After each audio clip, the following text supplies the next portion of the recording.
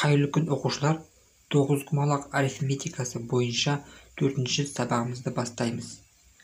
Бірінші отауда 5, екінші отауда 7, үшінші отауда 3, төртінші отауда 6, бесінші отауда 3, алтыншы отауда 2, жетінші отауда 1, сегізінші отауда 2 құмалақ. Жүрістерді есептейміз. Келесі есеп.